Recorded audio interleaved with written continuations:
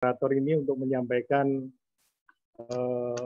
tentang pengenalan wayang kulit Gagrag Yogyakarta.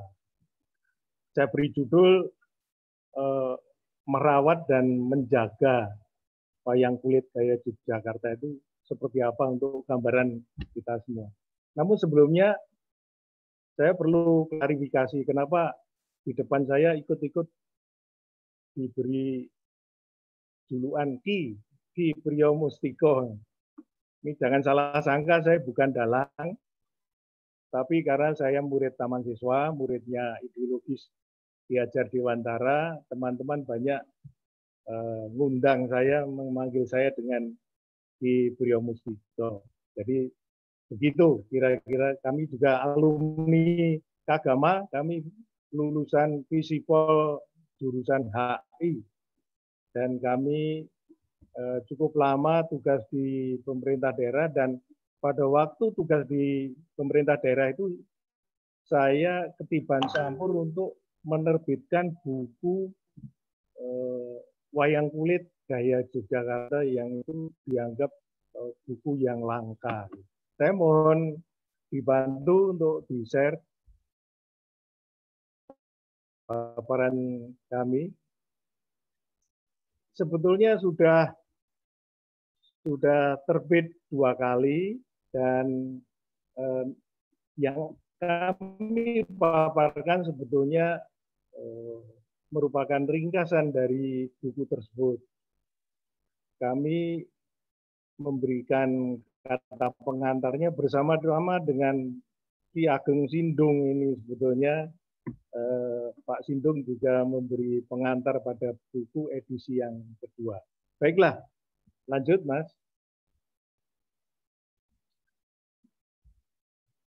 Menjaga dan merawat wayang kulit gaya Yogyakarta. Lanjut.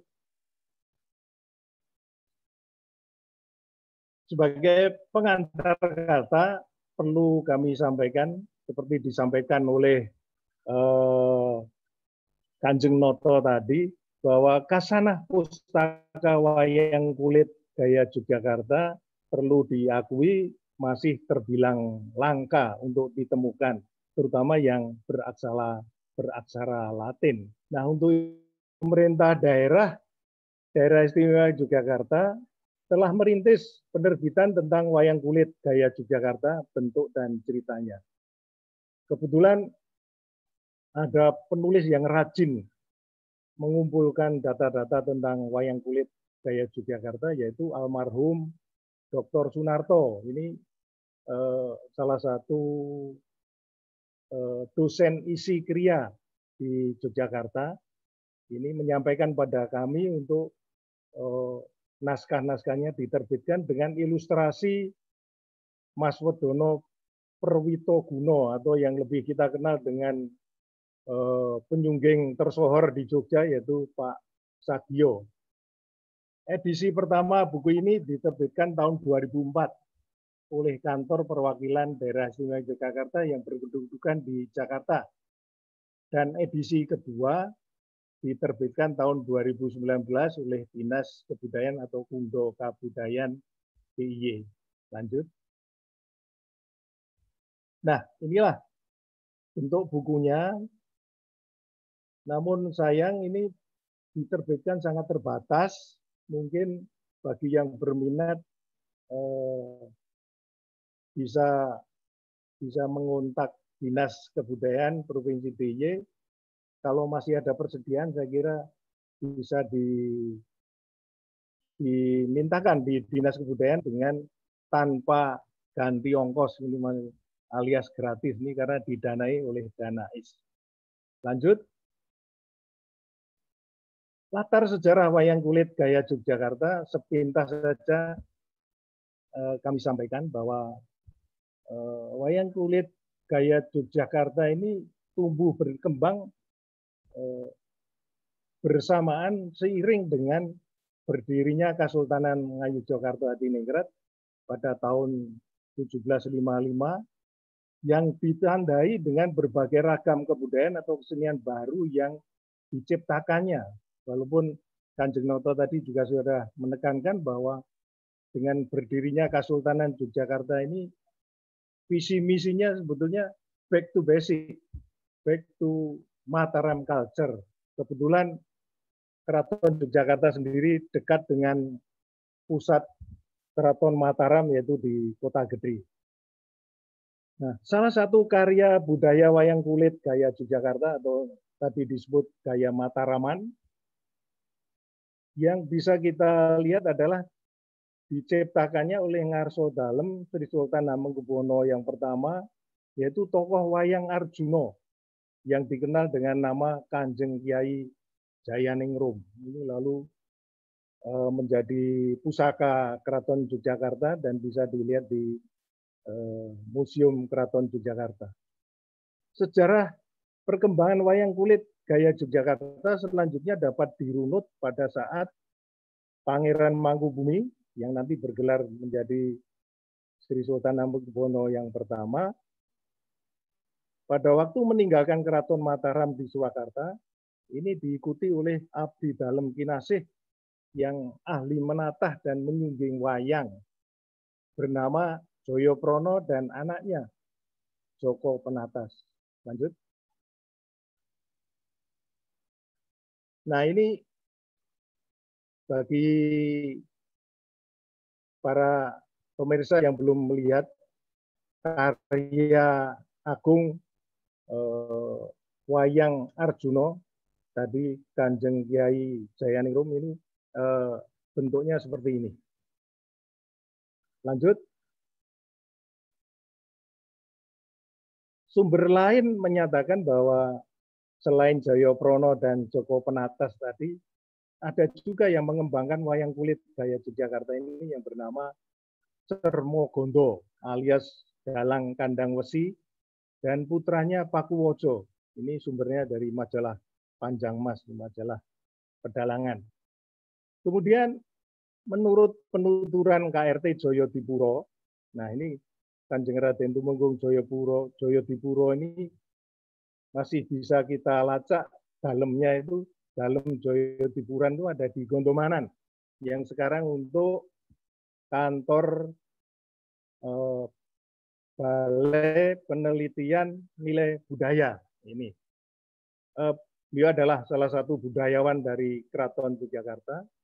Beliau pernah menyatakan bahwa ketika terjadi pertempuran di daerah Kedu dan Begelen, Joyoprono dan Joko Penatas ini lalu menetap di desa Donorojo, sekitar wilayah Wonosobo, kemudian menumpang di keluarga Ki Atak.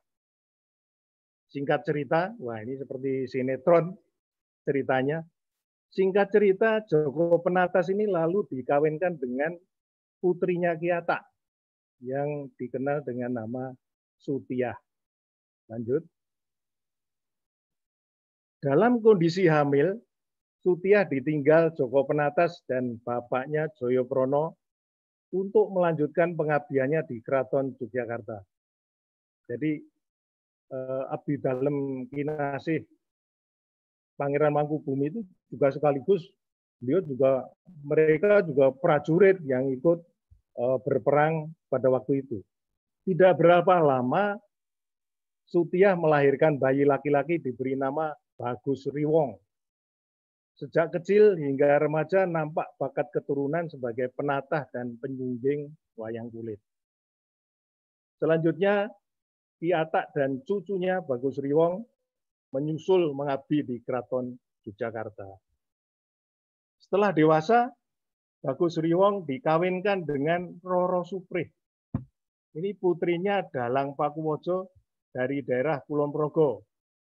Salah satu anak lelakinya bernama Grenteng yang juga memiliki keahlian dalang dan membuat wayang kulit. Lanjut.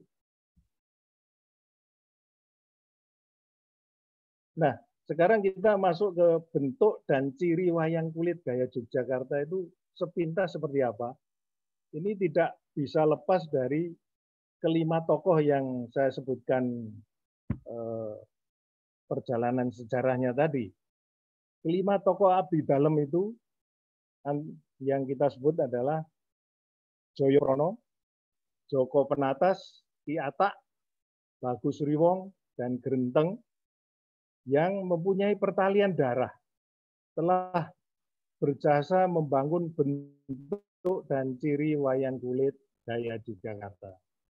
Nah, ini antara lain bisa dipitik atau ditilik ciri khasnya. Kalau karya Joyoprono ini menggambarkan orang menari atau bergerak atau disebut andadap. Jadi ciri khas pertama wayang kulit gaya Mataraman atau gaya Yogyakarta itu wayang kulit yang bersifat menari atau bergerak. Kemudian yang kedua, karya Joko Penatas ini bercirikan penggambaran orang berdiri dan berdua dengan bapaknya mempunyai ciri sunggingannya itu dengan warna gradasi. Kemudian karya Ki Atak berwujud pendek tapi gagah, ini dikenal dengan wayang gaya Kedu. Nah, kemudian karya Bagus Riwong ini dikenal dengan wayang prayung. Nah, wayang prayung atau wayang prayungan ini wayang campuran. Geraknya Jogja, tapi isen-isenannya itu bisa Solo, bisa Cirebon, bisa gaya yang lain. Ini kita kenal dengan gaya prayungan. Dan karya Grenteng yang setelah dewasa kita sebut dengan Ki Grenteng, atau ada yang menyebut Pakem Grenteng, ini dikenal dengan sungging sorotan atau sungging telacapan. Yang disebut sungging sorot itu maksudnya gradasi warna tadi, dari warna muda ke warna tua, itu sangat indah sekali disungging di wayang kulit gaya Yogyakarta. Lanjut. Monggo lanjut, Mas.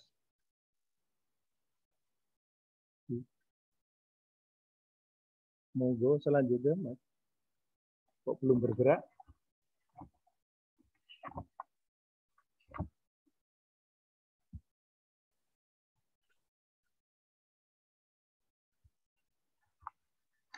Halo. Monggo lanjut kemauan Pak Ki Priyo Mustika, mungkin itu komputernya agak Kedap, Pak, mati lampu di operatornya, saya ganti. Tapi suara saya kedengaran ya? Ki Priyo. Ya. Oh, maaf ya, Bapak Ibu, mati lampu. Oh, sayangi. Monggo Ki Priyo kasih kemutan untuk bahannya. Kalau kasih kemutan, monggo lanjut. Nah, yang selanjutnya sebetulnya gambar-gambar wayang yang gaya Jogja. Oh, Oke, nanti kalau sudah lampu hidup bisa dilanjutkan. Kami lanjutkan kiat menjaga dan merawat wayang kulit gaya Yogyakarta ini. Itu yang pertama tadi sudah banyak disebut Kanjeng Noto juga, bahwa pelestarian budaya itu prinsipnya itu ada empat aspek, yaitu pelindungan, pembinaan, dan pengembangan dan pemanfaatan, baik yang sudah dilakukan maupun sedang dan akan dilakukan untuk menjaga dan merawat wayang kulit gaya Yogyakarta atau gaya Mataraman ini. Dari aspek sejarah tidak bisa dipisahkan dengan kewibawaan Keraton Kasultanan Yogyakarta dengan ditandai terjadinya reformasi dan rekonstruksi budaya Mataraman, antara lain tata kotanya, arsitekturnya, adatnya, tata krama, tari dan karawitan, dan termasuk ini Blangkon ini juga ciri khas dari Jogja, termasuk seni pewayangannya. Perlu dicatat Bapak Ibu sekalian bahwa dalam rangka menjaga dan merawat ini sebetulnya sudah dimulai pada tahun 1925 pada masa si Sri Sultan Hamengkubuwono VIII. Wah, ini sudah hidup lagi. Pada lanjut, kita lanjutkan lebih dulu gambar-gambarnya. Nah, ini Bapak Ibu sekalian, ciri khas yang pertama gunungan gaya Yogyakarta. Sepintas memang dengan gunungan gaya lain sama, namun untuk gaya Yogyakarta ini terletak di Lumbangan atau kolam. Jadi untuk gunungan Yogyakarta itu ada kolamnya ini yang sebetulnya ini kan perwujudan dari kalpataru atau pohon hidup. Ini kolam ini menggambarkan air kehidupan, sebetulnya perlambang, simbol. Lanjut Mas Tomo. Kemudian Denowo atau wayang raksasa. Ini untuk gaya Yogyakarta ini ciri khasnya mempunyai dua mata ini. Nah, kalau kan kita bisa mengatakan bahwa ini gaya Yogyakarta. Lanjut. Wayang Gagan. Sebagai contoh, wayang Gatotkaca ini ciri khasnya adalah dengan kaki jinjit yang di belakang itu. Ini menunjukkan bahwa wayang gaya Yogyakarta itu wayang yang bergerak atau wayang yang menari atau hidup gitu. Lanjut. Wayang Wanoro. Sebagai contoh, Hanoman. Ini juga ciri khasnya dengan dua mata. Dua mata. Lanjut. Wayang Murgan atau wayang jadi-jadian. Ini wayang yang langka. Ini sebagai contoh Dewa Ruci. Wayang Dewa Ruci gaya Yogyakarta ini lain dengan gaya yang lain. Ini berbentuk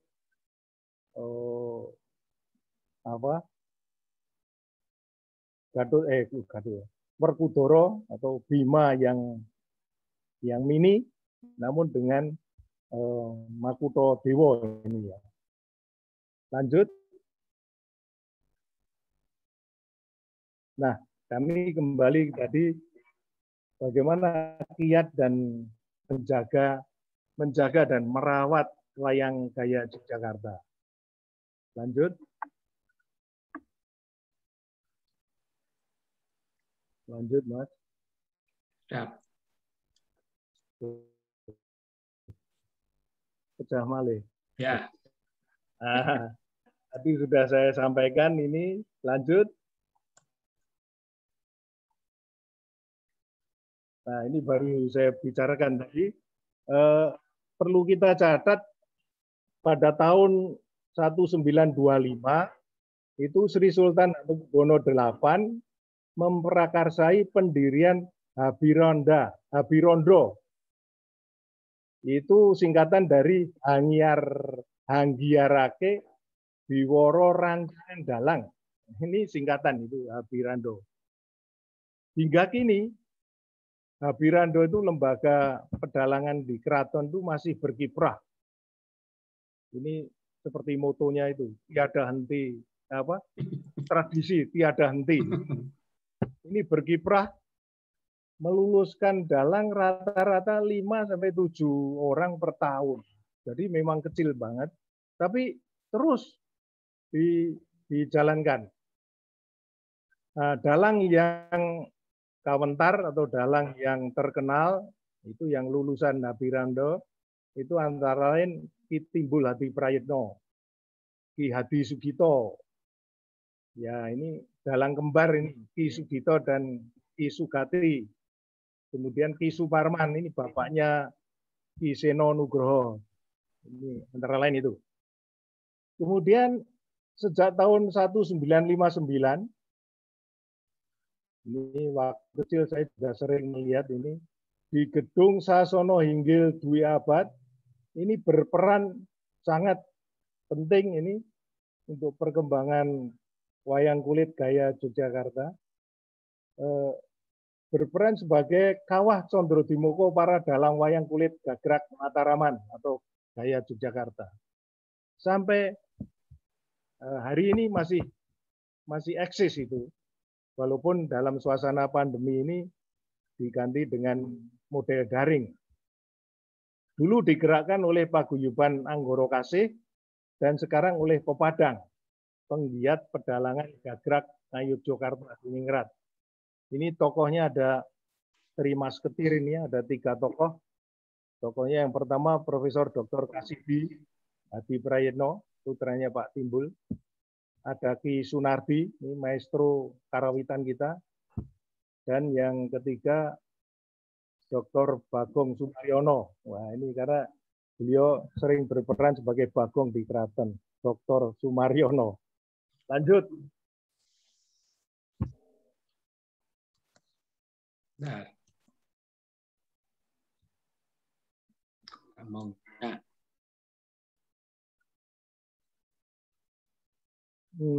Giat menjaga dan merawat wayang kulit, khususnya Gaya Yogyakarta, tidak lepas dari peran dalang sebagai manusia yang betul-betul ajaib, karena perannya sentral dalam pergelaran wayang kulit. Bisa sebagai sutradara, pemain utama, sekaligus manajer pertunjukan. Jumlah dalang Gagrak Ngayogyakarta ini di bawah binaan Pepadi,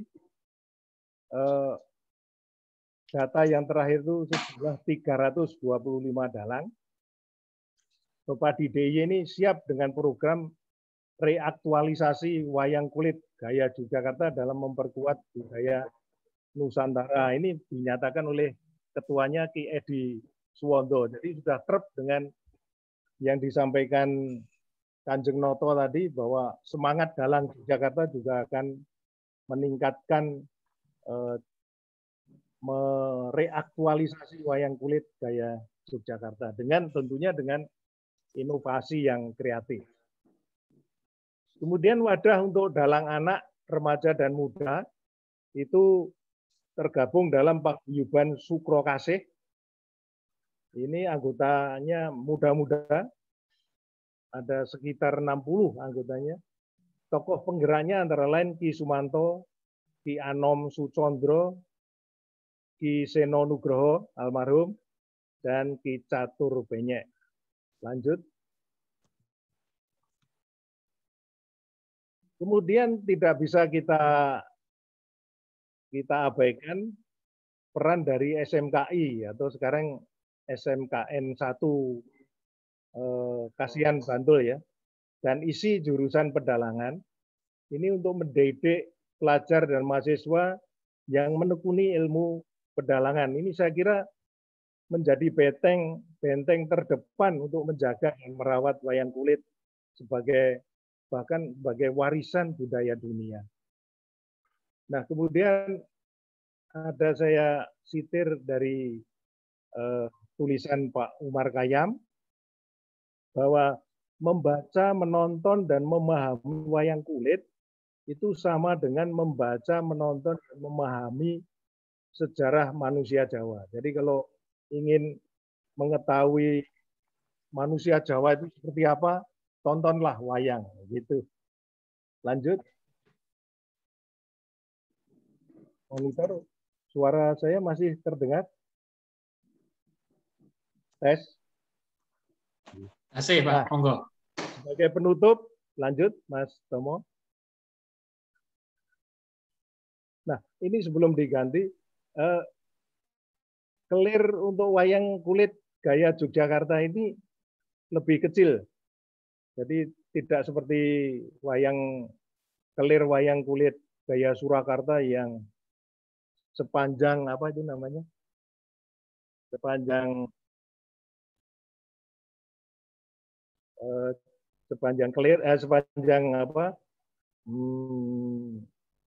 wayang yang dari Simpingan. Nah, ini untuk kelir Gaya Yogyakarta bentuknya kecil begini. Lanjut. Monggo Mas Tomo lanjut.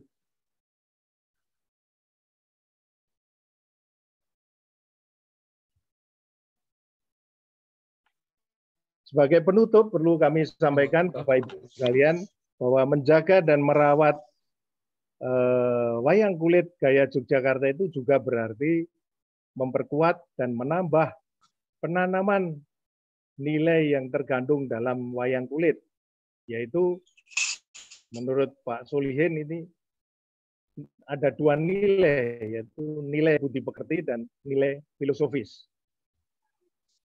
Selain itu, meminjam istilah dari maestro seni rupa Sujoyono, sebetulnya wayang itu juga bisa dikatakan jiwa ketok. Jiwa biasanya kan tidak ketok.